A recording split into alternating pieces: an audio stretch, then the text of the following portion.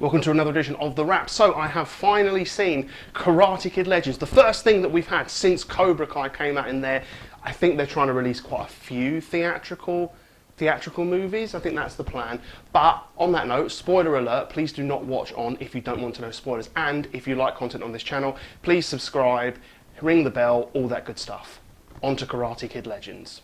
So this movie has a very similar structure to the Karate Kid. I mean, outside of the fact that you see a flashback scene with Mr. Miyagi talking about, to a very young Daniel LaRusso, how Han and Miyagi combined. Telling the old story about two branches, one tree, which is very important in this, how the two styles of Kung Fu and Karate combined with them, and how they'd always help each other out, essentially, which is important. But Li Fong, who is the main character in this movie, his mother wants to move from Beijing to New York in order to get away from a bad past. Does that sound familiar? Now, obviously, it's a lot further than going from Jersey to the Valley, but they had to take it a bit further, didn't they? And also, there is a China connection with Karate Kid.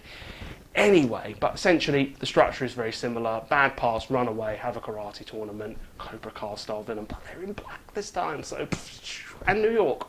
So something I did like was the love interest, Mia, her father. That was the best relationship, well, not her father and Mia, but Li Fong and the father Victor in the whole of this movie. I mean, it literally flipped the generational gap between, oh, I'm going to be your teacher because I did learn Kung Fu and you need to get supple again to be a boxer, actually another sport.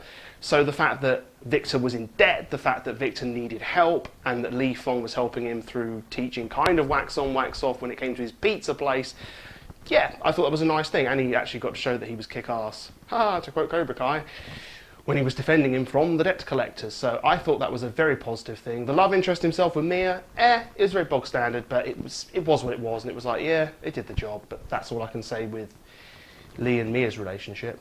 Also later on in the movie, I really enjoyed his great uncle Han, or Mr. Han, who is Jackie Chan, and Daniel LaRusso coming into it, and their interactions together with Lee, how they sort of bullied him, and they were like, oh, I'll show you a bit, what about one of these, and one of these, and one of that, and all that. And then Daniel was like, no, how about one of these, and one of that? And Lee's like, oh, I want to die.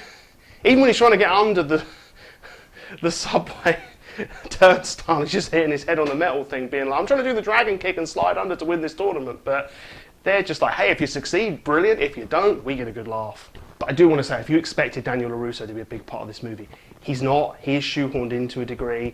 And Karate Kid's Legends, okay, Jackie Chan as Mr. Han and Daniel LaRusso, they've got a pass with it. So it does fit. I think largely in that sense, the movie did what it said on the tin.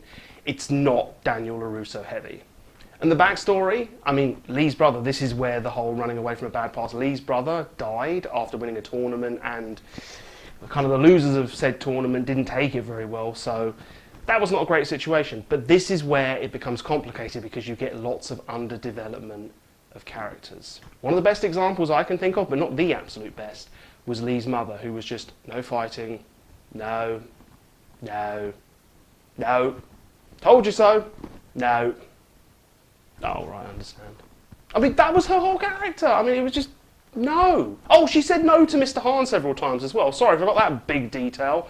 So she said no to 2 people specifically. That was it. So it kind of meant nothing. But the biggest one of all was the villain, Connor, who was the reigning champion of the 5 Boroughs tournament, which is what they have in New York, more street style. But what was he? Like, it was like, oh, we got the black Cobra Kai, New York Cobra Kai here, because they're, you know, strike first. We don't say strike first, don't want to get too close to it, but they're bad news. Oh, and by the way, Connor, yes, Mia was his ex. Who's heard that story before? But that wasn't my problem. It was the fact that, what did he do? Oh, I got a bit jealous. Cheap shot to Lee. Okay, all right, fine, we're fine at that point. Then he has a fight with Lee at school, and then what? What does he do? He puts his arm around Mia, who very quickly, at the boxing match with her father, says, oh, well, I didn't get with him anyway. So it's resolved like that.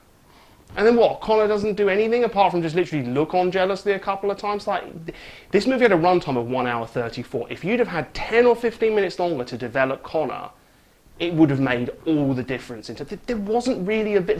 There was a dick. There was a dick in this. There wasn't a villain. Yeah. He was just there. He was just there to be a dick. And bear in mind, with this 5 Boroughs tournament, they were trying to say, oh, it was the most dangerous tournament in in New York, well, I didn't even say America, but New York, and we just had the Sakai Taikai when it comes to Cobra Kai, because we're coming off the back of that, and that was dangerous. We were told it was dangerous. We were told Mr. Miyagi accidentally killed someone. Oh, we also saw somebody get stabbed to death on the feed on that.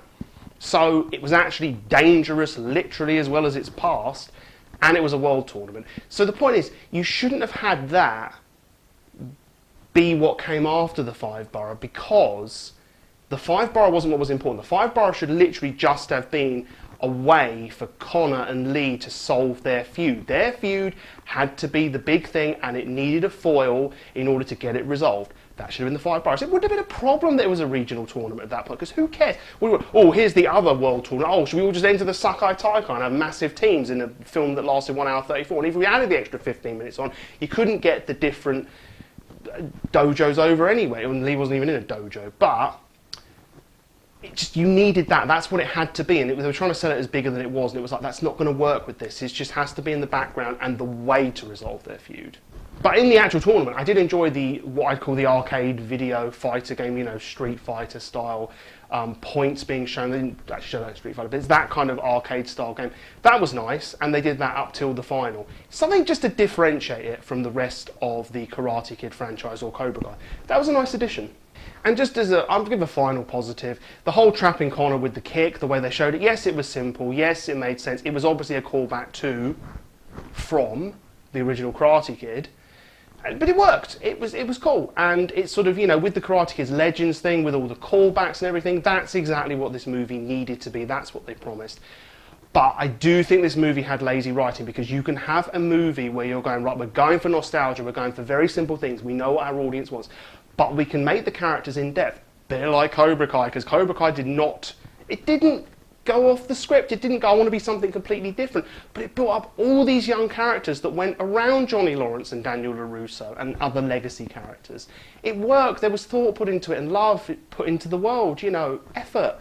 This just felt like, here's some new characters. We're going to vaguely put some effort into Victor, even though he got the hell beaten out of him, and apparently the whole debt thing was going to take away his shop, but his hospital bills didn't completely bankrupt him either. I get that they won the 50 grand from the tournament, but still, minor point. But if they're going to continue to do karate, if they want to continue to do Karate Kid stuff long term, they've got to put some more love and care into this, because this was, as I said, undercooked and underdeveloped in so many ways, but was at the same time a fun experience if you switch your brain off and just watch it. And it is Karate Kid, but you're not going to rewatch this, I wouldn't have thought. This is just one of those, I went and watched and I went, yeah, that was fun. And that was it. And actually, the longer I went on, but probably because I'm also doing a review show, the more I was disappointed. I hope they improve things, because Cobra Kai was a breath of fresh air, and in the future, if we want this to continue, well, I only want this to continue if they're actually going to make better of this. But what did you think? Did you enjoy it? Perhaps you thought that, it wasn't much at all, and waste of time going to the cinema. Whatever it was, please comment, let me know what you think. Please like, subscribe, all of that good stuff, and until next time, I'll see you later.